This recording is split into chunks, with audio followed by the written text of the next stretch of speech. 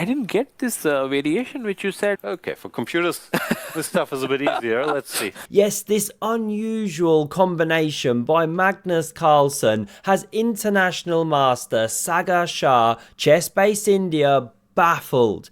It's incredible. It's played in this Asian Esports Cup, a little mini event that just finished in June 26. Magnus's opponent here was Liem Lee, an incredible player from Vietnam, one of the strongest grandmasters in the world at speed chess. It's what this was online. Magnus kicks off with d4, and what he does here is brutal, especially from where the game started. Watch this. This is the final stages of the tournament. Obviously, Magnus went on to win the entire thing. It's what he does. We enter a Queen's Gambit declined. Magnus sticking the bishop on f4. Now he goes for this positional queen line. It stops an early bishop f5 from black, and we see e3 and a knight on the edge of the board. Normally a very stinky move, but it does go for the bishop. The queen can't munch it because she moved, and this is the cutting edge theory. But Magnus doesn't play it. Knight f3. Loves a little sideline sprinkled on the board already. Allows his opponent to win the legendary bishop bear. You know, black's now got them. Normally the top GMs want them. What's he got in compensation? A grip on the outpost. An open line for his rooks. An initiative. And, most importantly, imbalance in the position. As you can see, I was trying to remember my lines there. Yes, I kind of go on the fly, but I do kind of have a little bit of a script in my head, in case you ever wondered. Now we see pawn h4, and it's powerful. This move was actually recently voted the #1 pawn push in the world by these guys, the Global Chess Committee. Great bunch of lads and lasses. There they are, always squabbling but love each other really. Now this knight hits the edge. Liem Lee just can't stop doing it. Magnus covers the pawn and g6. What's that? Well, it prepares this knight fianchetto and then a bishop f5 maneuver. Trade off this piece. Although arguably you want to keep your bishops, right? But the structure's closed. The knights are quite powerful. Let's crack on. Magnus sticks his on the outpost, and you can't yet kick it away, or white's crashing through here. Probably takes with the bishop first best, in fact, and it's nasty. So that's why castles. f6 is now a threat to kick this guy back. No knight g4 or bishop takes, so Magnus grabs the bull by the horns and rams that pawn down the board here. And now if you go f6, the knight can come to g4. This bishop can't take. Pawn stands in the way. So that's why we instead see bishop d6.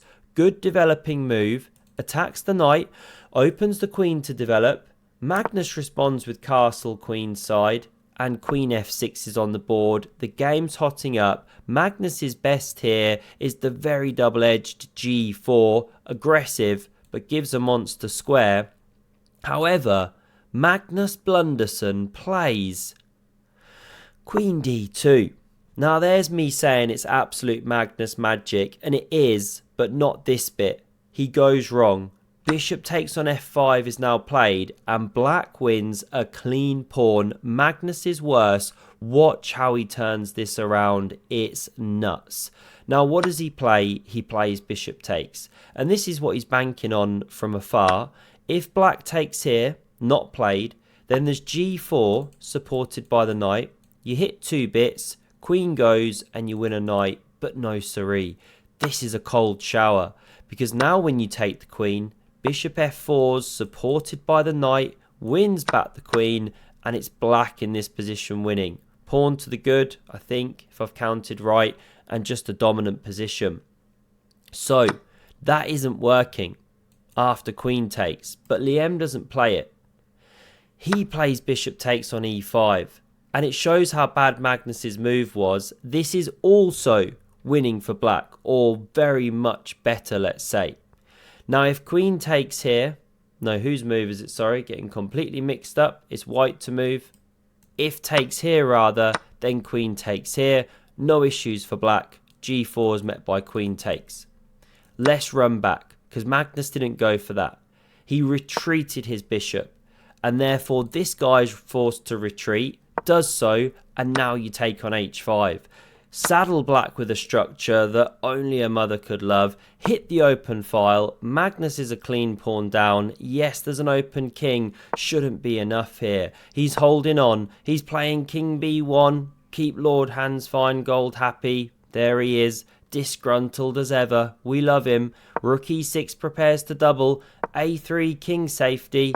Double up of the rooks. Magnus takes. Rook recaptures. King safers houses there. And king g7 does something similar. Magnus now slides with the rook. And you're about to see why. Because h6 covers this g5 square. Good tidy chess from both players. Knight d1 now on the board. Queen f3 and knight e3 from Magnus. This is why he pony manoeuvres. This is why he practices. Games like this, he knows he's got to spin the horsey around. You can't do that without practice. Best here for black? Something like rook f6. Pressure this pawn twice. Force white to go a bit defensive. And the game can proceed something like this. Not so easy for white to make any inroads. Let's back it up. No rook f6. King f8. A step in the wrong direction. Away from the defence of the pawn. Giving Magnus time to eyeball the black queen. She backs up. No longer pressuring f2. So Magnus goes queen d1. Pressuring h5. Rook f6. Says take on h5. I'll take on f2. Magnus says no siree. f4. He roars like Hans Niemann. Rook g6 in response here, saying you take me, I take you. Magnus does so, saying you can't do this. I'm crashing through with check. If your king moves anywhere to the e file, you're toast with this discovered check and picking up the rook. If you go here, still discovery, picking up the rook. If you decide to flick this in, then you lose your queen. None of it works. And if after all of this you don't step to the h file, you go g file, then there's queen takes on d6. The line goes something like this. White standing a bit better now, but it's complicated. Let's back it up here. We didn't see takes. Liam Lee believes Magnus. He instead takes on d4. Top move, and Magnus goes knife f5. Kasparov's happy. Look at him there. That's his happy face. Queen f6 is played. Rook e3 cuts the king, and it's black hugely under pressure, even though, run it with the engine, black is ahead here, and d4 shows why. Rook e4 from Magnus, and what should black do? It's d3. That move technically keeps black better, but it's very complicated. The king's still under fire. Liam Lee pushes with c5.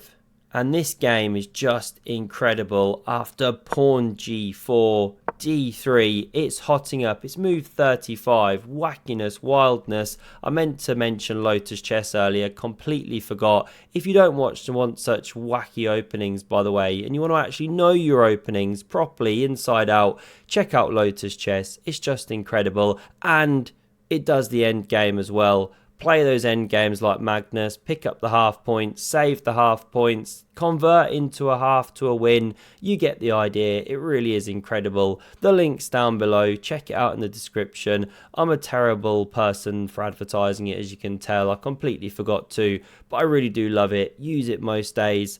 Do have a look. Now we see this knight hop back to e3. Really astute chess. Covering the square. Preparing to push the pawns. And Liam Lee makes a blunder. He should play bishop e7. It attacks this pawn and it's the best move. Also cuts this rook. This, however, was played. Gets the double question marks of doom. g5 is very strong, but Magnus plays f5, and this is the moment where Sagar Shah is just baffled. I didn't get this variation which you said. What is the best move for black? It's actually this.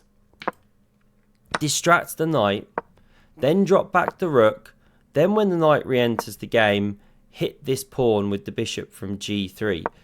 These lines are so far from obvious, it's ridiculous. don't take the pawn, you allow queen h6 check, so queen d6 is best, and the position rumbles on, white a bit better. So distracting is best, but not played. Naturally, Liam Lee moves the rook, and this is where Magnus unleashes the carnage with this incredible move. Knight d5. He leaves the pawn to promote because he hits the black queen. And if you carry on with that promotion, knight takes, and there's just no good checks for the black queen. Everything's covered. And therefore, in this position, black's getting annihilated. So let's back up. Queening no good. So queen h8. But this is where Sagar was like, well, what? Hang on, what? g5? But what's happening after g5? hg, and the queens are leaving the board. And if the queens leave the board, the pawns start running. One of them, bishop's better than knight in such a position. Maybe not like that, but like that. This isn't working, surely. But this is where Magnus reveals the deep point of his combo. It's just beautiful. Queen e2. And he's setting up this battery, shotgunning down the e-file here. And because of that, you can't promote. You get hunted down sooner or later, like this. These are some sample lines where you just win the entire house. No good. So promoting doesn't work. What if you try and take, run the h-pawn, then you get wham bam slammed like this. Sample checkmate using the pawn, the knight, all the pieces here. Beautiful. So we run it back. You can't just allow this stuff. Therefore we saw king running already. Magnus now picks up this pawn, threatening to take here. So bishop f4, trying to exchange pieces, especially this dominant steed. Queen g2 though now creates this pin, threatens to win an entire piece with one of these guys. Therefore the king sidesteps, but now Magnus just goes hg. And he's ripping this king to shreds. This is a threat, supported by the pawn. So bishop takes, but now a series of checks.